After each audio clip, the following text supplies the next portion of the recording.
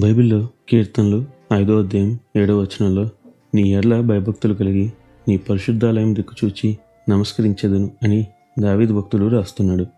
అయితే ఈ మాటలు వింటున్న మీతో ఓ మాట, మరి మీరు ఏ దిక్కు తిరిగి నమస్కరిస్తున్నారు? అవును, ఈ లోకంలో ప్రజలు దేవుని యందు భయభక్తులు కూడి ఆయన దిక్కు తిరగని కారణంగా ప్రతి వ్యర్థమైన విషయానికి భయపడుతూ వాటి దిక్కే తిరిగి వాటిని నమస్కరించేవారుగా ఉంటారు. ఒకవేళ మీరు ఎవరైనా ఆ విధంగా ఉన్నారేమో చూసుకోండి. ఇదిగో ఈరోజు దేవుడు మీతోనే మాట్లాడుతున్నాడు. మరి ఈ రోజును దేవుని వాక్యధ్యానంతో ప్రారంభిద్దామా?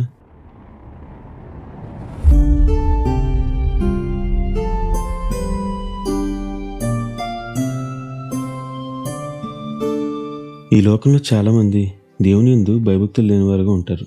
అందుకే వారు ప్రతి చిన్న విషయానికి భయపడతారు. అలాగే చాలామంది క్రైస్తవులు అనబడేవారు కూడా ఈ కోకే చెందుతారు. ఎందుకంటే వారు నిజంగా దేవుని యందు భయభక్తులు నిలపలేదు కాబట్టి.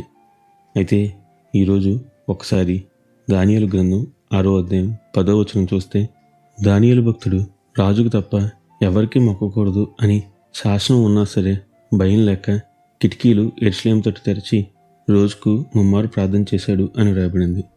అవును, ఈ చర్య అతన్ని సింహాల గుహలో పడేసినా సరే తన ప్రార్థన ఆపలేదు. అందుకే దేవుడు తన దూతను పంపి సింహాల నూలు మోయించాడు.